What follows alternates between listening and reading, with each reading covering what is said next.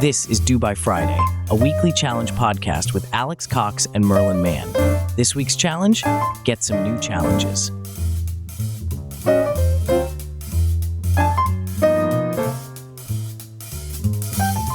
Hello.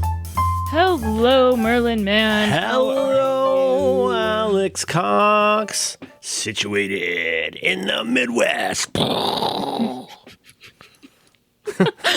Sitting still in a room. All right.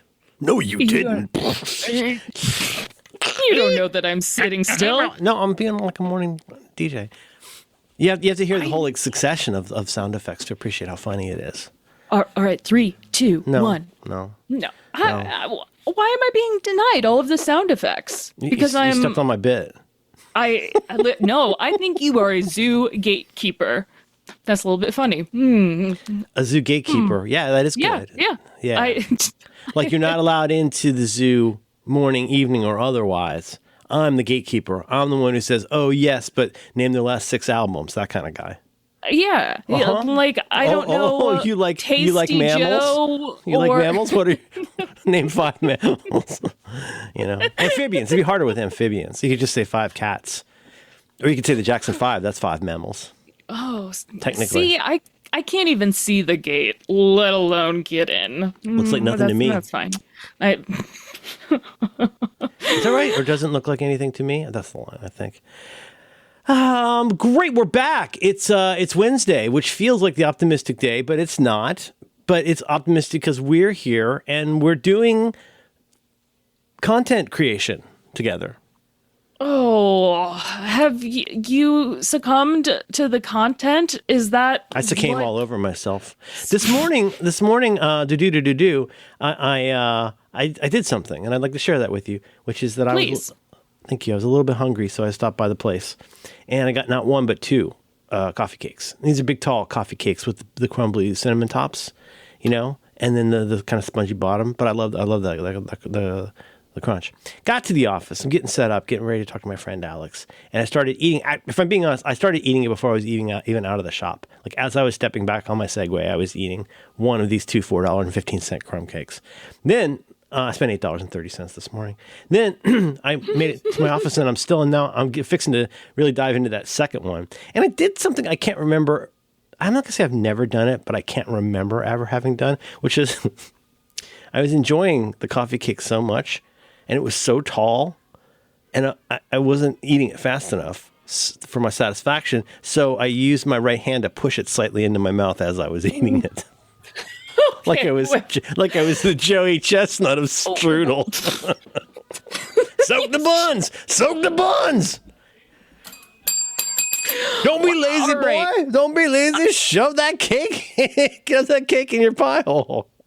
I need a little bit of clarification. No, you don't. So it was from the None. top, or just get away from the gate? Did you touch the spongy bottom? Was it a top situation? I'm trying to picture this. I'm looking at coffee cakes on the internet now. No. Use this is Why not? This theater of the mind. Oh, you don't need to go. true. There's nothing that helps you. You're always seeking new information rather than trying to cherish the information you have. And in this case, what I'm telling you is, yeah, you do that. I had a big brick of tasty treat, and first I had a couple ladylike bites off the top, biting off the roof, because that's the good part. I'll eat the sponge yes. too. Well, a lot of times I do an Elaine Bennis, which for these kinds of things.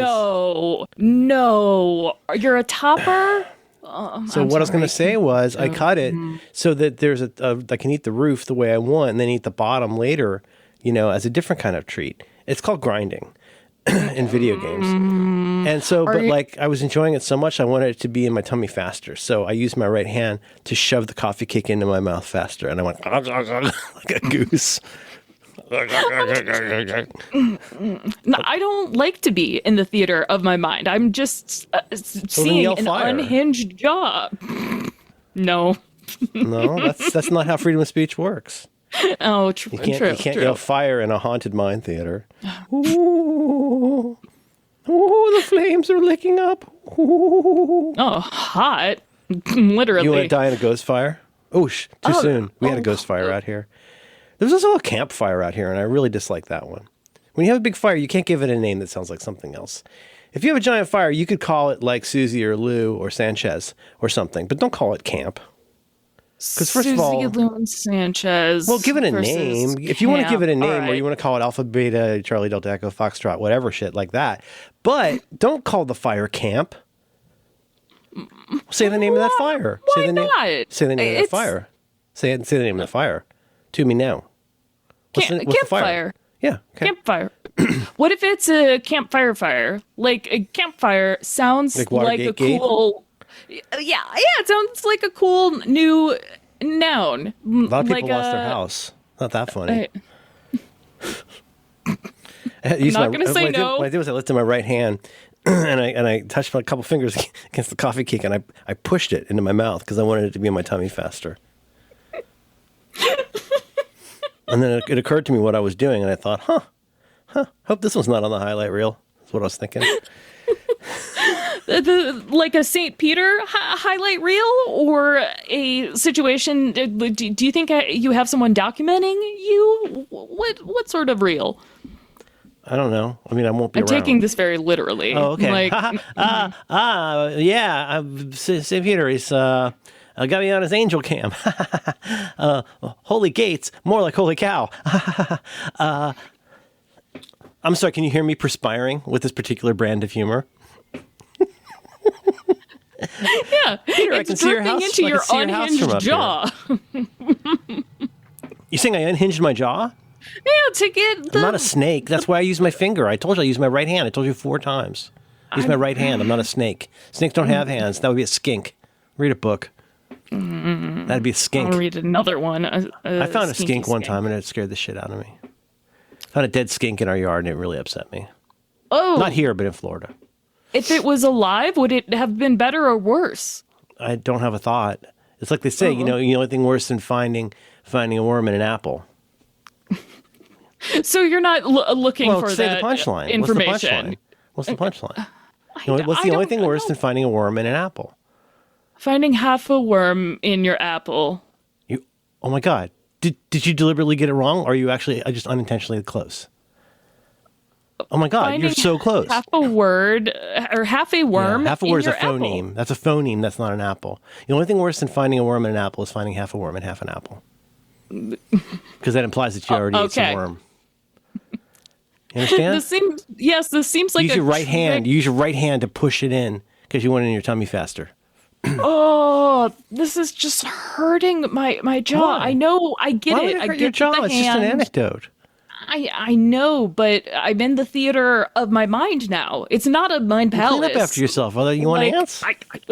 Oh my God, we got ants. We got ants. Today's the day. It's been raining it's just been pissing rain for like 4 or 5 days, which you can kind of expect. It's that time of year. If it's winter and it rains a lot, you're going to get the sugar ants. They come up because their little houses get washed away. They need a place to rest and rethink the project. It's called a strategic withdrawal. So they're really it's different from a retreat. So they're popping the stack a little bit. It seems like they're not programmers. No, they don't have a sense of IO. Well, I guess they do have a sense of IO. Do they? It's their whole. I think they do. Yeah, you think they do? Exactly. Huh? Yeah. I don't think we say queen anymore. What do we say now? Primary. Your polyamorous primary, as Pam from Archer taught me. I love saying Cheryl Tunt. That's what I like to say. I like to say Cheryl Tunt. We're in an okay good run. Like it feels a little saggy compared to some previous runs, but we're in I don't know, whatever it is when I don't know, it's probably the 4th season or something like that. But there's been some pretty good Cheryl content where she offers to give the guy behind the glass a hand job and then spits in his face. More than offers. But I'm not going to spit in your face. And then she does. I love when you can see the strangle marks on her neck. It's so goddamn funny. I like Cheryl, and it's a while before we discover that she's like an heiress, right? Yes. I know we know that now, but I mean, not just an heiress. She's a crazy rich to something, right? Oh, yeah. And she has a beautiful, beautiful mansion that has, spoilers, tunnels where grandfather could visit the young children at night. When he came back from Argentina or something? No, I knew you'd like that one. He's a part of a clan, it's implied, whereas Krieger he was one of the Brazilian boys, which is a movie that I haven't seen and I really want to. Okay. That was a hell of a sentence. Thank you. Have you seen Boys from Brazil? No. I'm aware of it. I've seen the Boys in the Band. It's a Gregory Peck film from probably 76 or 7. Oh, right. Oh, I don't know. I've only seen the new one, which is not good. But it seems to me like maybe your Hitler jag is still going, huh? You're still doing Hitler studies. Yeah, pretty much. The worst thing that Hitler ever did was not giving Sir Ian Kershaw a better internet connection. That interview with the Rest is History guys that you sent me is really, really good. This is the well-known, well-regarded Hitler biographer, Ian Kershaw. Yeah, but you could tell he didn't have his Ethernet plugged in. They posted through it. They just kept going. But he got the whole like the whole like robot voice and the low rattling electronic grind. Well, what did you say? You described him as basically the opposite of me. I like this guy. He's so lucid. Yeah, I don't think I said that, Alex. Did I? I believe you typed. You just said that I described him as the opposite of you, and I think that's not something that I said. No. I did say he's lucid, but that's different than saying that he's the opposite of you. True. That's some editorializing by your brain. Yep. I do really want to recommend episodes 63 and 64, mostly because I honestly could have listened to these two episodes and gotten Alex is talking about two episodes of a podcast called The Rest is History. I said that, episodes 63 and 64 of The Rest is History, because I have read the rise and guide people through this right now. They're ankle deep in whatever you are. They will end up knee deep in whatever you are, and there's not a way that they will have remembered what the fuck you were talking about. I am highly recommending episodes 63 and 64 of the podcast, The Rest is History, because I could have, I think, listened to these and not read the over 1,000 pages of Ian Kershaw's book. You didn't read that. I listened to it. It's like The Power Broker. I listened to half of it. Oh, actually, only like 1.3 because I really like the narrator. Okay. How many? What would be an acceptable speed? Is it just 1x? That's the only acceptable speed? It's not really reading the book, is it? I disagree. No, I don't care. I don't care, but I wouldn't want you to become the sort of person who just claims to people that they have read, amongst all the other things they have going in their life, have read a 1,000 page book, which is something that, like, you imply, like, fairly often is how much you love to read, and people make fun of you. It sounds to me like what you like to do is listen. I like to watch while I'm shoving that coffee cake into my mouth with my right hand. Oh, no, it it's depends. It's so dry. Do you like that sound? Oh, I can hear the jaw being unhinged again. I don't know if this milk is still good. No, it's not, but it's just a little bit bad. So you read a 1,000-page book about Hitler that you didn't really need to read because you could have listened to 2 hours of podcast. No, I think... And there are like 11 questions in total that they asked him. It gets at the heart. It's really good. No, and that's why I said he's lucid. He's really good at answering the questions that they ask. You know, and they're obviously big fans of his, which is cool. But I think he does a really good job of... I don't know, he's good at threading that needle of like, okay, the thing I appreciate and respect when I see people do it well, which is like, okay, you asked me a question, and that's a good question. And part of asking a question is you don't know the answer, so you ask a question. But sometimes it's difficult for some people to know that their question was not a good question. And a gentle respondent again, sort of like John Dickerson type, can be really good at going like, I'm going to do my best to answer the question you ask, and I'm also going to help reframe it to be something that's closer to what would be the right question to ask. And because, they're asking a lot of the questions that we lay people would ask, right? They're asking him stuff like, would there have been a Holocaust without Hitler? Which is a terrific question on one level. But I know just enough to know, oh, brother, is that ever, what? I mean, but he answered it so lucidly, where he goes, well, there was so much nationalist. Am I talking too much? No, I feel like I might be cutting in and out. I don't know if it's a bit or if I am cutting in and out. I'm sorry. No. I think part of the lucidity you get from the very beginning, not just from the questions, but kind of out of the gate. He said, I didn't really want to write a biography about Hitler. He studied Abbeys. A biography of, yeah. And then he was like, oh, these are bad, just like when someone asks a question that is kind of from a lay person's perspective. But his Hitler biography is really, really good. I did actually look and read most of it because there are so many abbreviations that the Nazis had that you kind of can't hear. It gets mixed up. Does that make sense? Like essay. And NSDAP. Well, no, that's the name of the party. USDAI.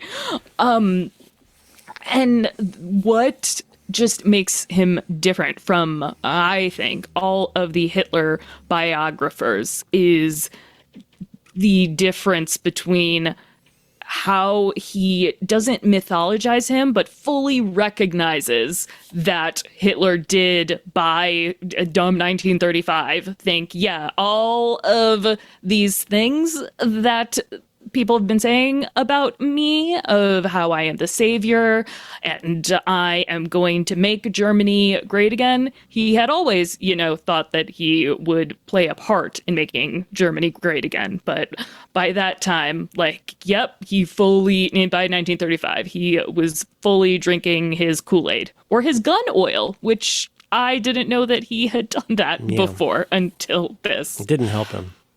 No, I mean, well, who's to say? Yeah, really smart guy. But like again, these are, Tom and Dominic, I guess, are really smart guys, and there's questions where even I got a little bit like not cringy, felt cringy, but I felt a little bit like, this is the question that somebody like a learned professor dreads having to answer at like a town meeting or something like that. One of these it's complicated. The answer to that is like so complicated.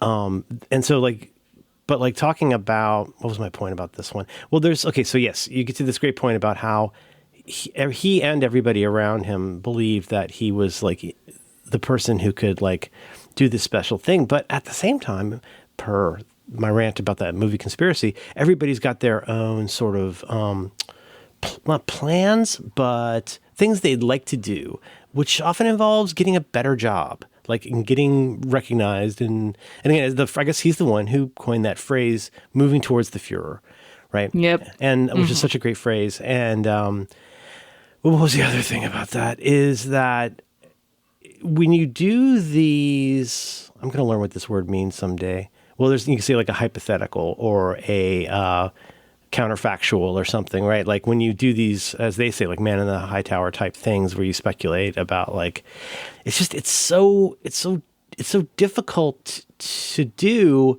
because of how many things are like so connected with each other over time. And like I don't know. But I think he does a really nice job with it. And what were you saying about how like you're not trying to like build him or mythologize him into this like great character, but I think I'll go ahead and say, even though this is a very dull thing to say, I think it's important. You may have noticed this. I noticed this about Ian Kershaw, and I've noticed this about a lot of people I respect, is that they rarely call anything evil. And well, on the one, you might call something good. Hey, that was a really good meal, or that was a good movie. But I mean, do you want to say that's an evil movie? And this is not a long thing. It's very short. And that's why I tend to prefer to use the word wicked or talk about wickedness rather than evil for all the reasons that we have discussed. And I was very pleased to hear him say not just the one thing, but the really big other thing. He did the one thing of referring to the wickedness of what these people did, but he even goes so far as to say one of the first things he did when he moved from being a medievalist who studied a particular abbey to studying and writing and becoming the preeminent English writer about Hitler is saying, look, no, we're just dropping let's just drop this whole was Hitler evil thing. There's no, right? Isn't that kind of roughly what he said from the beginning? There's nothing to be gained from pursuing that. And it will shut off a lot of interesting lines of inquiry if we just keep falling back down this trap door of, oh, well, he was evil. A final thing for me, and this is, I've been trying to socialize this with people, including my family, and it's going absolutely nowhere. Remember, these are English guys interviewing an English guy, and they said, was Hitler mad? Like, was he, crazy? And if he was, crazy, at what point was he crazy? And was he, as everybody said, a madman and all that kind of stuff? And, this to me is why this distinction should be so important. And why this distinction should be so significant is that it's not important, but is that when we talk, it's so dumb to just walk right up to and stop at, hey, how's your mental health? What the fuck does that mean? Mental health, we use it to mean almost everything, but I wish I could get people, including my family, to understand, can I just there's so many things we put under the aegis of mental health. Can I have a carve out in one part of mental health for what I call emotional health? Because I'm much more interested in someone's emotional health than I am in their mental health. Because the problem is, I almost feel like it almost should be like cognitive versus behavioral psych, where there's this thing over here that's like testable real things, and there's other things over here where a guy from Vienna fantasized about dicks, and that's why we are how we are now. But no, he did important work, significant work. But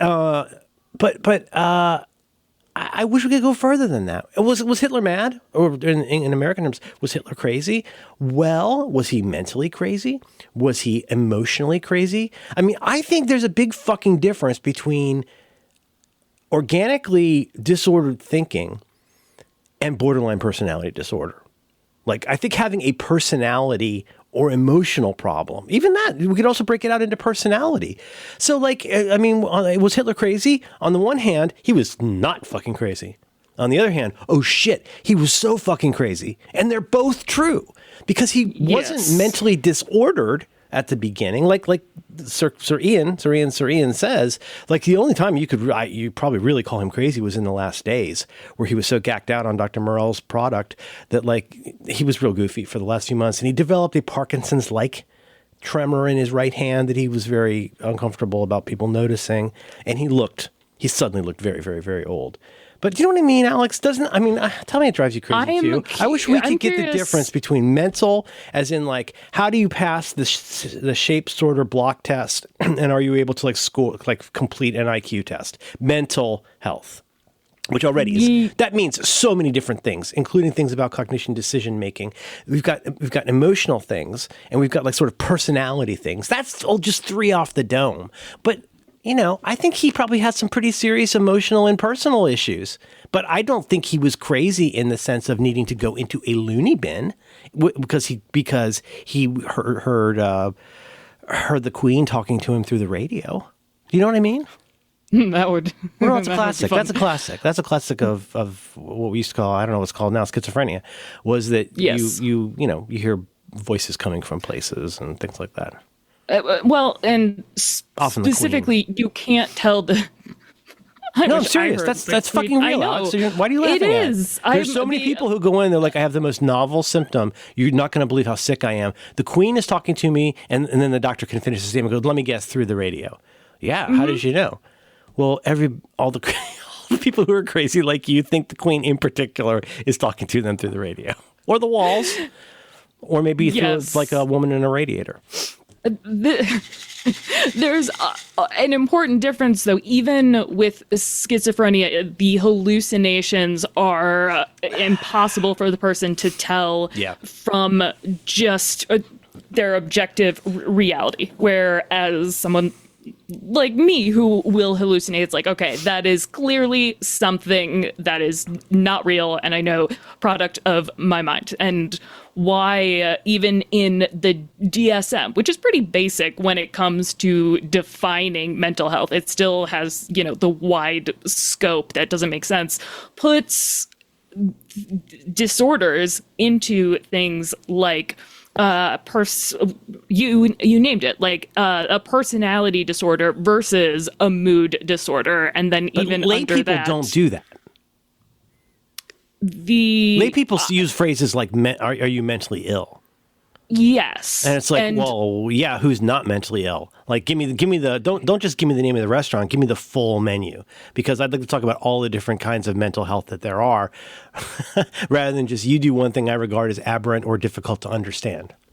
I think it is not a controversial thing to say that Hitler did not have a chronic mental illness, and it was not a this, I suppose, is debated, but it was not caused by natural chemicals. By the end, it was, all of the he had a lot of responsibility. He had a lot of trouble at work. Yeah, he had a very toxic work environment. But what do you define? Who do you complain to when you're Hitler? Who do you complain to? Blondie until, Das Achen Aren. Ich nicht den Lichten. Trenta Percenta. What do you remember that bit? think? Do you remember the bit with Peter O'Hanrahan that I mentioned on this program every week? Did you even talk to him? Did you? No. In German. No. Finish your question, please. What for you is the difference between emotional versus mental? Because I think I understand. I agree, but yeah, I don't know. I'm not a professional, but I would say. For myself, I feel like a lot of what I struggle with is emotional health, and that which we could do a deep dive into what that means. But as opposed to, I'm trying to just differentiate between if we put. I mean, there are large differences, but even when you say and when we talk about it, okay, but Alex, what does crazy mean? Crazy means is crazy, that not a rhetorical question? Crazy. Oh my God, forget it. It's just a crazy. Crazy or mentally ill can mean fucking anything, and so yes. I think it's useful for us. First of all, I'm not giving up the word crazy. You can suck a bag of dicks, world. I'm going to continue to use the word crazy because it's a great fucking word. I'll just have to die alone on that canceled hill. But crazy is too good a word to give up to you idiots. But I do feel like. You know how there's all kinds of tricks in rhetoric, and you think about the way the puns work, or fucking limericks, or anything. The way that words lie to us, and the way that we're so confident with the way that we think about. We all are so deeply invested in the way that our language talks about things, and I don't know. I think sometimes that becomes very slippery, because you could say to somebody, "You think Hitler was crazy?"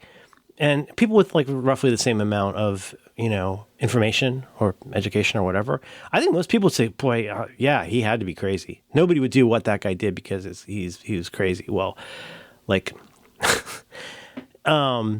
but is he crazy sorry, I don't know how to describe this. I am interested in emotional. I think emotional health should be something that we talk about more. And when we say things like, oh, don't, you're being ableist because you're saying crazy, or you're doing this and you're doing that. It's like, well, no, those are such different things. What I'm pushing back against is you fucking idiots that use all words to mean the same thing and think that everything is everything. Well, yes, Hitler was crazy. He acted very aberrantly. Oh, so was he mad? Was he crazy from a social psychology standpoint? Oh, boy, yeah, that let's circle that one, because that's a pretty good one. It seems like he was crazy from a social psychologist. Okay, well, do you think he was crazy when he was planning the run up through 41 and into their banner year of 1942? Because he seemed to do pretty well for a crazy person. Oh, well, in that sense, I guess he wasn't crazy. He was still, corpus mentis, in the sense that he could dress himself and get to meetings to take over the world. Okay. But the way that he was so, and especially a lot of his top people were so indifferent to the lives and suffering of other people. Do you think that's crazy? Oh yeah, that's fucking crazy. You see, we could do this all day long. it's just, it doesn't benefit anybody for us to just say across the board, this is all this one thing or all this other thing. This is why that fucking conspiracy movie, when I talked about it in that post, I wanted to talk about it, not to over explain the entire thing to you, but to say, if you read this and you're interested, when you watch it, look for these things, right? I don't want you to agree with me. I want you to notice something and see what you think of that. Because everybody in that room, were they crazy? Were those 15 men crazy? Probably. But also, a lot of people think trans people are crazy. A lot of people think, that the Chinese people who drive cars are crazy. There's a lot of people who have their own idea of what those words mean. And so in order to try and actually understand what it was like to be that person and to have your life affected by that person, there's an almost infinite Zeno's paradox of depth we can get into about somebody's disorders. Because can I also just point out in the midst of this entire conversation, whoever is in charge gets to pick the rules for who's crazy. Mm-hmm. Yeah, and that can never, it's easy to leave that aside. I know you all just love walking around with your mid-level management jobs and feeling happy about what a great job you're doing for your boss and everything. But the role of power, the way the power is exercised in our culture is really, think of it this way. Let's take it and turn it. Oh yeah, well, Hitler wasn't crazy. Yeah, but what was it? The genetically feeble-minded. Wasn't that the word? Yeah.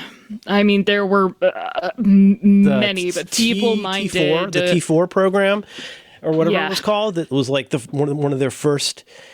Anyway, I'm sorry. It sounds like I'm just being a regular dick, but I'm really being a word dick, only I'm also trying to be a fucking humanity dick, which is like people just cannot be fucked to spend more than about 20 seconds of looking at anything before they hang the closest tag they can find on it and move on back to Instagram or whatever. And it's like, no. Like, don't throw out these 75-cent words that you've learned about how horrible the world is unless you have a little bit of curiosity about learning what the fuck is actually happening. I mean, do it if you want, if that pleases you, but you are going to spend a good part of the rest of your life on the very least interesting layer of human existence, which is how I'm going to say don't do it, even if it pleases you, because that's usually the motivation behind it. I mean, it depends. I did the thing the other day, not that I wasn't fighting on the internet, but I was arguing with someone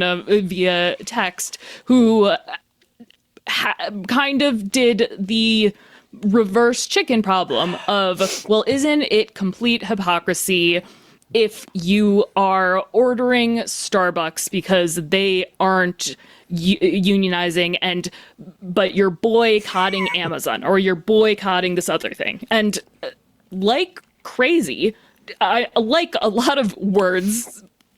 Boycotting does not mean what most people think it means. It is a call to action specifically from why are you boycotting the planet Venus? You've never even been there. Well, yes, but that's not some things are easier to boycott than others. People who are against boycotts tend to be the kind of people who would not utilize that thing anyway, or love it so much they can't think about not having it. Right, but that's not even the. I mean, that's reverse chicken broader overarching issue. But the main thing is that a boycott itself is a call from the inside workers. It is the call for people who are trying to have control of what you are boycotting versus the public who is like, yes, we're going to boycott Walmart because their DEI program stopped, or we're boycotting everything doesn't have whatever. Like, we don't like this, so we are going to boycott it. And there are some people who like to argue that it is complete hypocrisy if, why don't you just boycott everything? Which, I mean, we've talked about it a lot, but that in itself feels a little bit, if not crazy, just unhinged from reality itself. Like, there's no actual material results. It is to make you feel good. I'm not stressing about having Starbucks or ordering something from Amazon when there are like people. A specific thing, I suppose. Sorry, a specific thing is I and some of my colleagues were not stressing about ordering Starbucks and buying posters on Amazon when we were picketing at Howard Brown is the most recent example, which is a clinic in Chicago that caters mostly to the queer community, but their leadership was laying off people in illegal ways. And so their union asked people, hey, please boycott this on these specific days. Not to say, oh, this is a blanket evil thing. We are going to just stop all of this and just have a flat, uniform, just void of any context situation. Whereas just doing a specific material thing is what should be the... See, I'm being a word person now. Like that a boycott is something where there should be a specific result, not this is an evil thing. Again, the word evil. So we are not going to do it. And the conversation around evilness and not wickedness, I don't just find boring, but like counterproductive in a way that flattens humanity in a really upsetting way and excuses sociopathy as well. You can't, he's a narcissist. He is crazy. And I think we're kind of saying the same thing, but I do want to know what you mean in regards to like emotional health versus mental health. Are you just distinguishing between a chemical issue? I don't know enough to say, except for the things that I feel qualified to say about myself and to some extent the observations of other people. I have some friends who are fucking crazy, who are not fucking crazy. I have some friends who are socially and emotionally unbearable. Like socially, like just everything's a fucking thing with them. Emotionally, everything is just like a trial. But they're very successful people who have jobs and can do things. Think about the idea of a functioning alcoholic, right? That whole notion of that, where like if you're a kid growing up and you see cartoons, it's like, oh, people who drink alcohol are holos who like sit under a street lamp and go burp and then throw the bottle out because boy, they just saw a UFO. Like, but there are people who can drink a fuck ton, but are still some of the most successful people you've ever met. Well, what bin does that fit into? Well, clinically, you've got a bin to put that in. But I don't think that's the same thing as people who are confident that they are hearing voices or confident that the way that they're behaving is the way a normal fucking kind human being acts. Like, I don't know. Do you know that's what I'm trying to break out. And what I'm trying to say here is like, I don't know mental health. My mental health, I don't know. I mean, I guess there's stuff I could be better at. But the whole idea of even of like going to a therapist, what are we going to a therapist for? Well, most people are going to a doctor to find out what thing the doctor feels like fixing about them. Nobody wants to admit this, but that's really what it is. It's what the doctor feels like fixing about you. And then like, of course, all the innumerable steps of making sure that you've proven that you're worthy of them spending time on you and you're doing all the right things and you're going to be a good patient and all those sorts of things. But like, I feel like if I could wave a magic wand and instantly get a 20% improvement in some part of my life, I would say emotional health is where I would want to see that improvement. I think mentally, like most of these sentences that I've said today have made sense, right? There's not a processing error. There's not, I don't have an aphasia. You know what I mean? Like that to me, when you say mental health, I think of things like organic things, not just organic things, but like if we don't separate how do we not separate personality problems, social problems, and emotional problems from the IO problems of like a classic mental health problem? And then if we problematize, challenge. Go ahead. Well, that is the challenge and the flattening of, okay, what is something that's been antisocial behavior? How much of that is from trauma and how much of it is chemical or organic, as you said? And where is the line between, okay, let's say I've taken care of the mental or organic chemical part with medication or whatever, and I don't know. I think a lot of people who go to therapy are...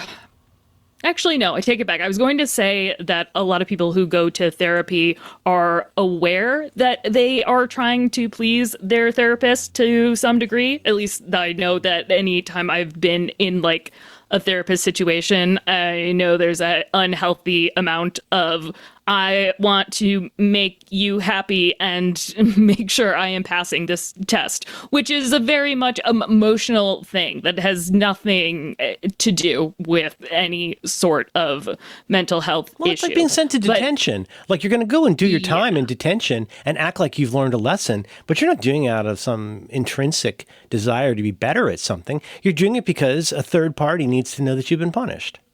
And going to the doctor is a form of punishment for a lot of people, whether that's a therapist or a regular old doctor. It's like your time, your comeuppance has come. You need to go, you need to put some clothes on. You need to go to the doctor and you need to have them. I'm done with you. You need to go to the doctor who's going to do all the official things because you're not an officially aligning person. You know, you're a shamazdat human. So like you need to go to this doctor who's going to set you straight and give you rules and maybe have a printout about how you're going to get heart disease if you don't floss more. The internet was a bad idea, but authority was a worse idea. I was going to say, you have, I think, more issues with, I also hate that word issues, but you... I'm working on my issues. No, but more feelings about authority than I do. And I have lots of negative feelings towards authority, especially medical authority, and the history of, mental feebleness. Do you consider, like, for you, when you say... you would like a little fairy comes to you and you're like, yes, I would like to improve my emotional health. What are you comfortable sharing what that would mean? Because that feels so much more personal. Yeah, sure. Well, have you ever been in a situation, what's that phrase? Like compulsory fun, like the kind of thing where like it's an office event or it's like somebody's, a bridal shower or something. It's the kind of thing where you're forced to go along and act like you're having a good time. Because if you didn't act like you were having a good time and you're not, you'd be kind of a dick, but you also have to be there. Right, because you're in the bridal party or the groomsmen or whatever, right? I don't know. I've been in situations like that. I fucking hate stuff like that. There's times it can be super duper fun. It's just that the times that we gather together to celebrate our baser instincts tend to be parties that I avoid. That's just not my jam. But you're aware of the fact that you're not having fun. And you're aware of the fact there's just about almost anything else in the world that you'd rather be doing. Well, something happens in whatever we call mental health that's similar too. You ever say to yourself, why am I not having fun? This is supposed to be fun. Whether it could be going to the amusement park. It could be, whatever it is. But there's the thing where you're like, I know I'm supposed to be having fun and I'm not having fun. Or I know I'm worrying about this thing. Or I'm obsessing about this thing. I'm anxious about this thing. That I know... Well, look at yours. Look at yours, where you're like, you have hallucinations, but you know they're hallucinations. Does that make it better to know they're hallucinations? I mean, in one sense, it must, but in the other sense, actually not at all, I'm guessing. Like, it doesn't make me feel better to know that that's a hallucination. It makes me feel like it's fucking crazy that I can't just not have hallucinations, right? Right? Yeah. So it is practically like in terms of the practice of just daily life. Change it from hallucinations to intrusive, anxious thoughts. Wave the magic wand. Nothing in the world changes except that I don't find myself returning to those thoughts that then distract me from the life I'm trying to have this moment. Does that make sense? Yes. That would be one, because I know it's not sensible. I know I should be doing things differently in my life, but this really sounds like complaining, but when there's stuff that we all deal with stuff, but the stuff that I deal with is exhausting. And maybe the stuff you deal with is exhausting too, listener. Whatever. Don't misunderstand the phrasing to be anything too significant. All I can talk about is myself, which is like whether you like it or not, whether it makes you happy or not, whether you think I'm living up to my potential or not, being me is fucking exhausting. And part of it is because to do whatever I have to do, I also have to do all this other stuff that's not happening. And that takes a lot out of a person, especially this person. That's all. But I don't know if I'm mentally unhealthy. Somebody would say I am, sure. I'm much more likely to say that I'm emotionally unhealthy, which is if you look at things like, well, why are you having an outsized emotional reaction to something that's not happening, isn't happening, and won't happen? Why am I not a potted fern? Does that make sense? Yes, and I guess I just, maybe this is emotionally unhealthy, but I find the people who ask those questions just not boring. Just unempathetic, kind you of find them boring. I know. You're so bored by all the stuff you hate has started to bore you. And like when people talk about AI, bored. It makes you get so bored about that. You're not incensed by it, you're bored by it. I don't know. I think bored is what you say when you realize you've been saying you hate it too much, I think. I mean, it's mostly a if you were that bored about it, you wouldn't bring it up more than once. Okay. Give me an example. There's a lot of things. Did you watch Caillou? Not willingly, but you know what's funny is you never mention how you don't watch Caillou. You don't mention when was it the last time I brought? Shh. When was the? Okay, sorry. Listen to the words. Go on. You don't watch Caillou. Mm-hmm. You haven't watched Caillou, and yet you never find the need to mention that you don't watch Caillou. And you know why you don't mention it? You don't mention it because you don't watch it. And so it would not be necessary for you to mention you're not watching it because you've never watched it. If you were truly bored by these things, they wouldn't even occur to you.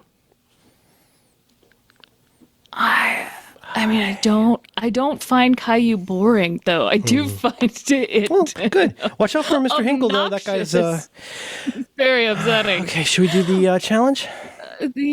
Well, what's something that you find boring? Really, right before the challenge is. I don't find that much stuff boring. I find a lot of stuff tedious. I find a lot of people fucking annoying. But I mean. It would be like, name 9 things you have null response to. Or like, tell me 10 things you've never thought about. What does that mean? Well, no, give me, right now, stop. Tell me 10 things you've never thought about. Well, how would I do that? Well, I don't know. You would know if you haven't thought about it, right? I mean, you can't measure an absence. Maybe in physics you can. I wouldn't try to do it in a doctor's office. Define zero. Well, no, not even zero. Absence. It's different than zero. I think that's... Larry Wall says that if you don't know the difference between a space and a null, that's all the difference in the world. Something like that. I don't care. Don't build Perl based upon my advice. But you do need some sand to get into the oyster if you ever want to make a Perl program. There's a lot of layers going on there. Well, it's also how you build a camel. One bite at a time. See, a Riley book is very popular with my right hand. Okay. I don't know if I can do too much more. Let's talk about the challenge this week. Woo! Oh my God. It's like running with weights sometimes. Talking to you, I feel like I'm wearing a specially designed suit with just like 60 pounds of weights on it. And you keep going. I'm sorry. Oh, no, you're not. You're not sorry. You're not sorry. You are very mentally and emotionally healthy. No. You passed my test. You didn't fall into my trap. No, I don't know anyone who would say. Do you want to do the challenge? Are you into talking about it? I really liked this challenge more than I thought I would. Should we say what it is? I suppose I did. Yeah, the challenge this week was to find or come up with more challenges. Yeah, get some new challenges in there. Get them in there. Yeah. Mm-hmm. I, of course, outsourced this by asking people on the internet. And you're not in the doc or the spreadsheet or You asked Google me not to look at it. Yes. Do you want to open it now? Well, I don't want to do anything wrong, mainly. You just read them to me? You can just read them to me. Oh, there's because the audience can't see the spreadsheet either. Yes. Write so hard you make yourself cry. Change a pattern. Whoa. Yes. Okay. The one challenge that I'm happy that I came up with this week involves a combination of, it involves pencils and writing hard. So that's interesting. I wrote it down here on this piece of paper earlier. Write so hard it makes you cry? Yes. Okay. That's a good one. I think that can come. Are you going to credit? Do you want to credit people and say hello to them, or are you just gonna steal their ideas? I didn't get consent. Well, I know Keenan. Thank you, Keenan. And Angela, Keenan Thompson? who Isn't that his name? I don't know. I don't know. Might be Keenan Thompson. Oh he was on Good Burger. Is that? Oh, that okay. So this is says of Kel. Says the guy says, "Welcome to Good Burger. This is Eat a Good Burger. Good Burger. Can I take your order?" Something like that. It was something like that. And then he also hosts a lot of game shows on SNL. I think he's been on the show for like 72 years. He's funny as hell. Yes. God, yeah. He's great I think it's 85, actually. What up with that, as he would say. What up with that? Angela, friend of the show, Angela, change a habit or pattern based on something Apple Health is recording, which we've kind of done. Angela was my buddy for when we both learned about the exposure to sunlight on your watch thing. We both had a little bit of an aha moment about that. Okay, so the idea would be come up with and I'm not trying to. So could be something where you set an idea, a goal, if you like. But you set a change state that you would like to see, and you use data from your watch to see how you're doing. Is that the idea? I think the idea is... Or just look at your data and then make a change. Yeah, try to change something specifically on data that's already been recorded. I like that. I don't know who T. Vanderwall is, and I'm sorry. Thomas. Thank you, Thomas. Or it might be Tomas, but I think it's Thomas. He's got a bunch, but we've met. I know the guy. Ooh, not in the biblical sense. Hot. Not in the biblical sense is hot. My specific kink is when people talk about what they haven't done. Yeah, that's you. Knowing you do that. That's purely platonic. I like not knowing. I like it's not so knowing. Pure. Not a phone in sight. Listen, yeah, see, it's wholesome. Escape from an online escape room together alive. I didn't know there were online escape rooms. That's interesting. Which is I can't believe my watch is telling. I just nope, don't call the cops. Watch or an ambulance. Okay. Review. But your emotional health is good. Is it? No. The more I think about this, the more it's going to trouble me. I got to further disambiguate all my different problems until I get an adjective I can live with. Yeah, never has. Is it mental? Is it emotional? Is it? See, the social part's important, though. You know, a lot of people are fucking psychos. They seem really normal and like they're your friend, but they're fucking insane. That's why you got to watch out for these borderline personality people. There seems to be an uptick in borderline personality disorder. Yeah, because they get those dead doll eyes and think that you're abandoning them. And they talk about you behind your back. I thought that was just being a dickhead. Oh, no. That's like calling somebody crazy. We don't say that anymore. Oh, okay. Mm-hmm. We're going to make all those people go on the other side of the borderline now. Keep on pushing me, pushing my love. Keep on pushing my love over the borderline. Something in the way you love me won't let me be. I I don't want to be a prisoner, so baby, won't you set me free? Are you kind of impressed I know the words to this? I don't know Shut what up! this is, Stop but I'm it! impressed by the sound. I Keep find pushing me, all of your singing keep impressive. pushing my love. You just keep on pushing my love over the borderline. Bow, bow, bow, bow, bow, bow, bow. It's a song that came out probably 6 years before you were born. It's by a woman from New York. All right. She has an Italian name. She used to be a dancer, and then she was a singer, and then she was in an ad for Pepsi, not the one with Michael Jackson. She's a famous female entrepreneur from the time before Taylor Swift. She's a very good dancer and a passable singer and businesswoman. Actually, I take that back. She's a very talented businesswoman, but she's not that good of a singer. That's what I meant to say. God, I Get into want the to make a groove, boy. musical. You got to prove that's- your love to me. You getting it yet? You getting it yet? No, but I love Should I keep it. going? I'm trying to do even the if I non-obvious did- ones. La isla No. bonita. ¿Quién es esta niña? La isla bonita. Let's see. Papa, don't preach. I'm in trouble. Oh, that's what I. Yes. Do yes, it. Say the that's- word. You whore. Papa, don't preach. I'm in Who trouble. sings song? Who sings song? Who sings song? You just keep on pushing my love. Who sings the song? You whore. I don't know.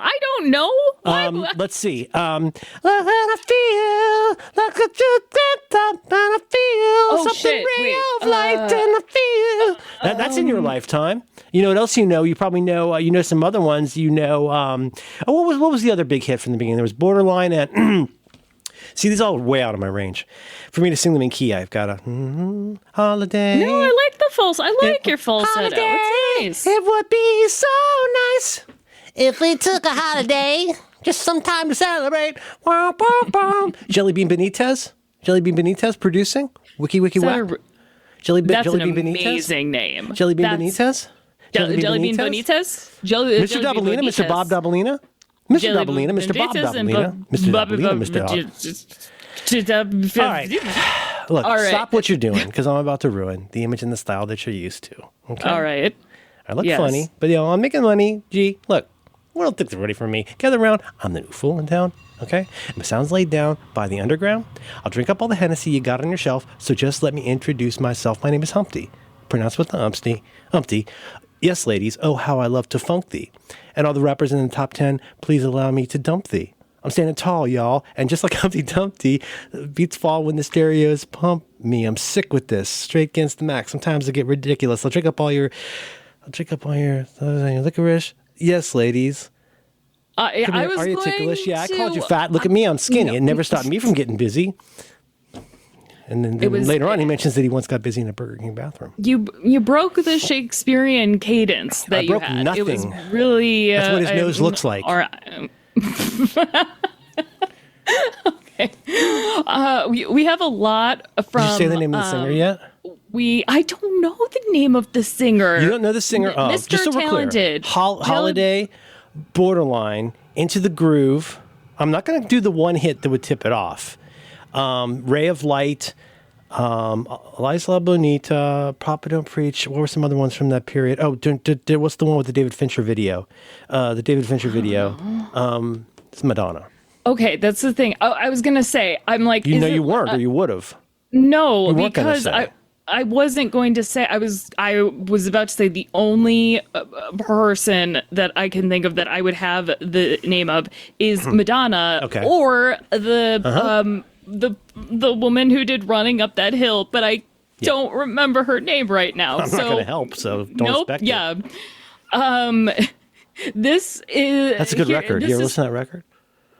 not She enough still dreams that of I would Organon. know. No, Cyndi no, Lauper. That's Cloud another Busting. name that I Yeah. know from, I think, the 80s.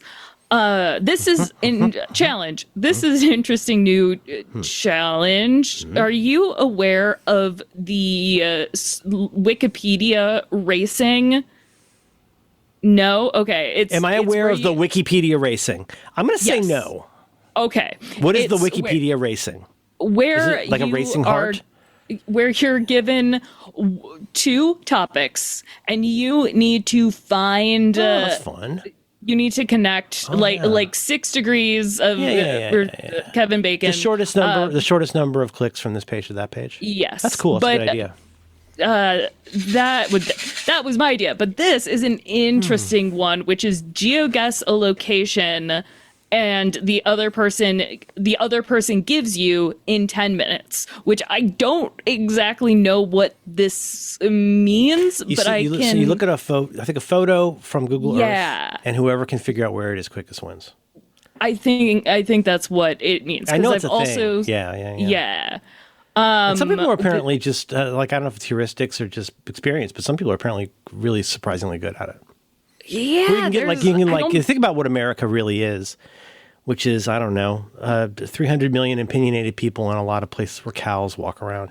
Like, you could just do any desolate Nebraska looking shit, and it would go, is that Nebraska? Like, is that Colorado? Is that, you know what I mean? Like, it would be Iowa. I would find that very difficult to do. Just by moving a camera 30, 40 degrees, it could change completely, like what you're looking at.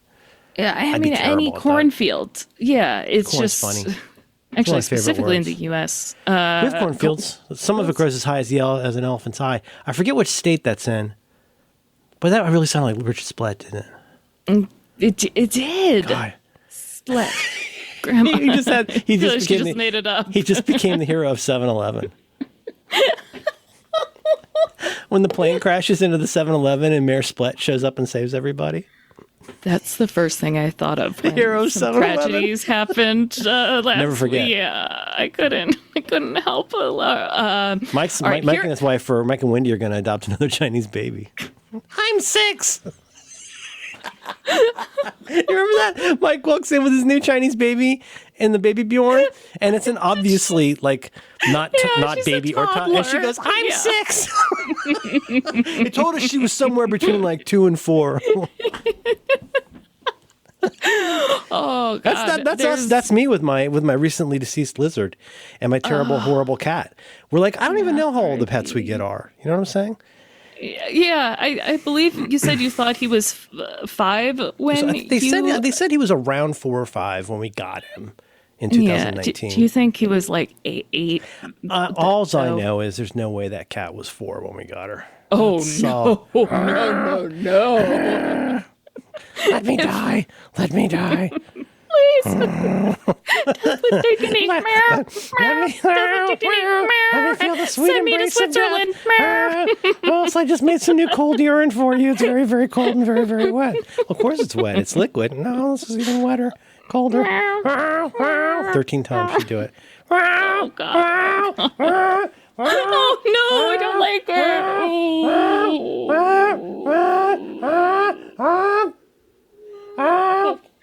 All right, I'm almost confident in saying I hate that. I feel like we should episode. Tesla sales are down 59% in Germany. 20%. Fentanyl? What? No. I was trying to do a fake percentage. Let's see. Tesla sales plunged 59% in Germany. Is it 59? How do you say 9 in German? Nine. No, I think it's 1, 2, 3, 4, 5, 6, 7, 8, 9, right? Yes. Yes. Yes. It's a hard man to get a hold of. Yes. Where did you speak to him? Where did you speak to him? At the hotel. And what did he say? He said he didn't like it, but he'd have to go along with it. In German. You know what I think? I think maybe people should watch that every day. It's like basically a perfect 3 minutes of comedy. Because they're both so good. They're both so good. They are very good. Oh, can you add a challenge to the list? Yes. Watch The Day Today. I know it's media and media's death, but hey, would you mind if I... No, I can't do this. Well, okay. Yes, you can. Let me ask you. Okay, let me ask you in the internet. Did a good rectus last night. Talked about my lizard. Talked about it was a companion heavy episode, a Dr. Light episode. We talked about my new publishing regime, and we talked about my dead lizard. And but it was good. Publishing regime. Oh, my, what is it? John calls it Merlin's Web Presence. That's the name of the discussion. Where I'm doing, I'm a blogger now again. And then, so we talked about that. And and I had a pretty good night. It was good. I listened to a lot of indie rock and talked about indie rock last night. I've let go and let God. I've decided not to worry about the internet anymore. I don't know if I'll ever learn to fully love the bomb, but I will learn. I don't, as Quentin Compson would say, I don't hate it, I don't hate it, I don't hate it. Could you please write down or read Absalom? Would you write that down? ABS, same word twice. Hey, that fit, Alex, Absalom. That fits into our thing. Scoot. Like, you know, our thing, and as people have noted, that's the thing we do sometimes. Dig dug is okay, but scoot, chomp, I don't know, teeth. The teeth chant has really become important in our house. That's Billy gave himself. How do you say? Billy. Yeah. You got it. Because they said, okay, that's 2 down, and we go T. You're forgetting the I thought his voice was slurring, but he thinks it's just the cold. He goes, it takes longer than a week. I said, listen to you. You're already a big boy. It's 12:44. I shouldn't make another coffee, probably. Well, I will regret that, right? I want it so much. I've got a water. Yeah. Okay, listen, I got 2 beakers. That's ice water, and this is the remains of the day of my coffee. The remains of my coffee. I got iced coffee and an ice of water. You know, I shouldn't, right? You should. No, you should. You should have a treat for the after show. Yeah. Oh, for the after show. Okay. Yeah. Okay. Okay. But can I make it when we're done? And then I'll drink it, and I'll do the editing. Absalom is a very good book. And then and well, I know we're not done yet, but hey, everybody, thanks for sharing these with us. These are good. Yes. Now, what was your next one you had? Oh, let me pop this. Oh man, wait, I didn't need coffee. This is such a good pencil. I've never. After show pencil. No. Really no, that's my challenge. I have exactly one challenge. Yeah. All right. I don't know the shortcut. Maybe two more of your good ones you like? The tabs. Go to the top and hit the jump down. Yep. There we go. I like secretly get Billy into Ludo, so Merlin has to go to Haludoween, but that's never going to happen. It's somebody you know. It's somebody we both know. Who's your Ludo fan? Is it why Bramer? Huh? Why Bramer? I don't know if he wants me to share his name, but why Bramer on the internet? Don't you have Ludo people in your life? Isn't like a thing? Oh, I have a lot of Ludo people, yes, but this isn't someone who everyone should get into Hannah-Eyed this week. That's what everyone should get into. Hannah-Eyed? And her song Weird. Yeah. Oh, okay. Do you know Jason Finn and I have 96% overlap in our music tastes? No, I also don't know who that is. Oh. Well, I've done this with Billy. I've done this with Jason, and I'm open to doing it with other people. We just called a blend on Spotify, where you just put in the name of another person, and it shows you like songs you both like or should both like. Oh, okay. And that's how I discovered all this really good music my fucking kid is into that he hasn't told me he likes. Not that you're sweating it. I'm sorry. Go ahead. Not that you're sweating it. Shall I find out if Billy likes Ludo? Because I feel like that's a name I know. Oh, I could go spy on his Spotify and see if there's any Ludo there. Sometimes I don't spy on his Spotify, but I do spy on his letterbox. That's not spying. It's reading. By the way, my new website has an RSS feed just for you, Alex. Oh, thank God! It's up in the top. It says RSS. Oh, or feed thank or God. Something. Okay, what else? Come up with a nickname from your host. We recorded for 20 minutes before we started recording. And Alex was so energetic and the internet was so bad, we decided to start over. So it's actually been like an hour and a half we've been recording, just so you know. And I have the whole. I have my side. You what? Yeah, I have my side. I record Good, my put it side. on your YouTube. Or Where you put our show. become ungovernable. I don't know what that means. I kind of feel like I'm Ungovernable is a word I've been using. Like, I'm gonna guess it's a word I've been using a lot lately to say that all the devices, the smart devices in our house, have become ungovernable. Yes. Yeah. And it's a really exactly. good word. I think it's a very It good is. Well, it depends on how you use it. I think that just like with wholesome. but demure women barely illuminate history. What's the phrase? It's what is it? Very demure, very mindful. No, we're not doing that, Alex. We're not doing that. What are we doing? We're not doing bits. I know. No, forget it. You remember the dumb fucking bumper sticker? The pussy hat bumper sticker? Well-behaved women rarely make history. Is that it? I think so. Visualize world peas. Visualize world. Take some peas and whirl them together, and then you visualize them. And it'll be a good day when the Air Force has to have a bake sale to buy a bomb, but schools have all the money that they need. A cautionary tale for people like me who enjoy writing and enjoy reading.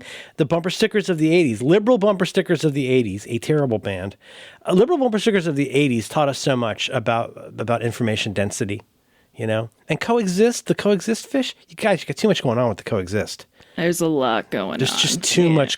I mean, it's almost like an ad busters thing where you write things out of like logos that are letters.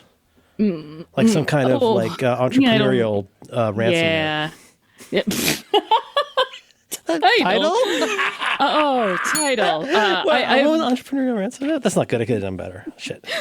I've won. Tony Sindelar suggested something we've kind of tried. Yeah. Entrepreneur. Try to go. No, I'm sorry. I'm writing this down with my pencil. Entrepreneurial. What did I say? Ransom. Entrepreneurial ransom. We need to get we know what we need. We need a caregiver. Entrepreneurial ransom notes. Become Snape with the Alex, there was a woman who worked at the place that I worked in 1999, and it was at the office of our .com, and she was the administrator of the office manager, and she was also the person who mainly was having an affair with the man who owned the company. And that's how she got the job. And she had a couple things that she'd worked on. She had giant, perfectly round boobs that were weird. But she'd also decided to go ahead, now that she had the good job, to go ahead and get braces. And she said something, be careful what you say to people. Like I said to you on the Slack, like it's amazing to me what you remember. There's some kind of an event, probably an event around either a trade show or a Christmas party or something. And she says to me, she says, Merlin, will you be bringing your partner? And now every time I hear the word partner, I have to go, partner? Will you be bringing your partner? Waiter, there is too much pepper in my pepper gosh. I like getting syllables with braces. All right. What is your syllables? Now you sound like Sean Connery. You don't have the depth. You don't have the depth. I died in a league of an extraordinary gentleman. Off. Dental. Vagina dentata. Please welcome. Lisa needs braces. Vagina dentata. Teeth. Good movie. I don't care what anyone says. Yes. What's your movie? Teeth. Okay. What's the next one? To make a New York Times style connection puzzle for one another, which we tried to do. Well, yeah, we did. I found a puzzle making word thing. Search. Yeah. Yes, Right. there are more tools than there were like 3 months ago. So that's on the table. I have thought for a while that after I first discovered. Thank you very much to the person who said that. That's a good idea. And I've been thinking for a while. It's really dumb, but it would be a fun, like the way sometimes I do a playlist for like Roderick on the Line. It would be fun to do a word search for each episode of your show. Yeah. Kind of fun. That'd be very good. Yeah, that would have a very broad appeal when asked to imagine. Also, it's in Esperanto. What? Yes, no, come on. Not everything is everything. Unless. Unless. I want to hear what the challenges that you came up with. Pencils? Oh, I tried to come up with some funny ones, and I wrote a bunch of things. Well, were there any of those? Can I ask? Were there any of those that particularly grabbed you that you think you would like to do in a as is or adapted form that you would like to do? There. While we're at it, which one's your favorites? Tony also suggested make a D&D character version of yourself, but I would be interested, this was on mine, to make an RPG character of your co-host. And you especially have a lot of opinions on, I guess, on D&D. First, I think logos on t-shirts should be small. Yes. Mm-hmm. I agree. I'm trying to think of stuff I have a strong opinion about. There's not that much, is there? No, about D&D? Well, no, I played it. I mean, I played it 40 years ago, and I didn't even really play it. I mostly read about it. I would say, you have enthusiasm around character building and absolutely, building. And I got a fuck ton of books. Yeah. I still got them. They're all in a pile. The only one I need a Deities and Demigods, which I have in PDF, and I need a Fiend Folio, which I have in PDF. I have all the books in PDF. Oh my gosh! Plus, I have a DM guide, player handbook from AD&D, and then Billy does his own thing. He never even talks about it. Just every Friday he's the DM. Fuck the game enabler. Oh, that sounds like a child molester too. Yeah, I don't like that I at like all. Dungeon Master. Have you met your new game enabler? In the clown's basement. Now we've also added somebody dressed up like a. Oh, wait a minute! You got John Wayne Gacy. Okay, just to be clear, Yes. you're in his basement and you've been knocked out. You wake up, whatever. There's like a piece of rope around your neck, and he's turning a screwdriver slowly while he reads you the Bible. Okay, Kiwanis Club. But over here, as you remember now, we've got a very small clown playing a calliope. Boop boop boop boop boop boop. And what if it was kind of like the mouse from Dumbo? What if there was like a what do you call it under a big top? The circus master? No, sorry, circus main. Circus primary. Is he circus primary? What do you call a little mouse in Dumbo who has the whip and leads the circus? What's that person called? Under the big top. I don't know. Well, Circus, I mean, it's not a bossy bottom. Okay, circus big top guy in hat because they usually have a hat. Circus. Oh no, you don't say top hat anymore. Ringleader? We're not saying top. Oh my God, this is so problematic. Now, it's okay to say top and bottom? Yes. But so who is there? Is there such a thing as a bottom hat? I'm not sure. You're not really working your way through the joke yet, are you? Has you really processed the joke? No, I'm not. I'm not what fast the joke today. would be, it's a top hat.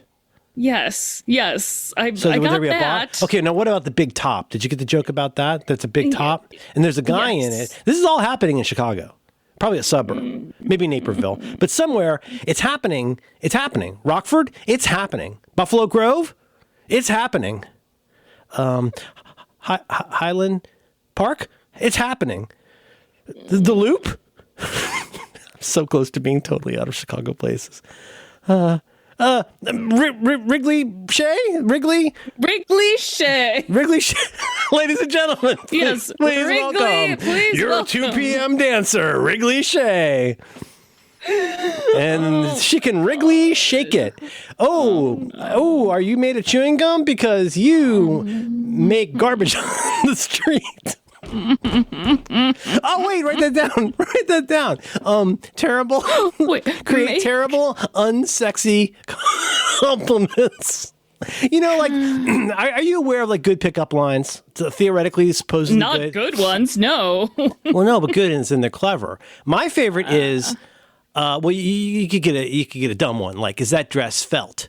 And then the lady says, no, it's not. And then you touch it and you say, now it is.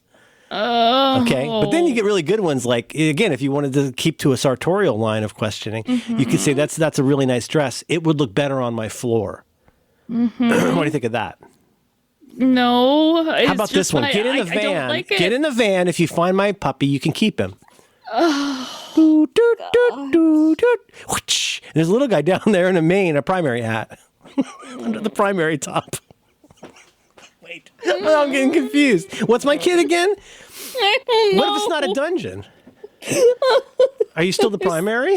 There's just a master. There's always a master. There is only master. Uh-huh. Do you remember that when Abraham Lincoln freed the secondaries? No.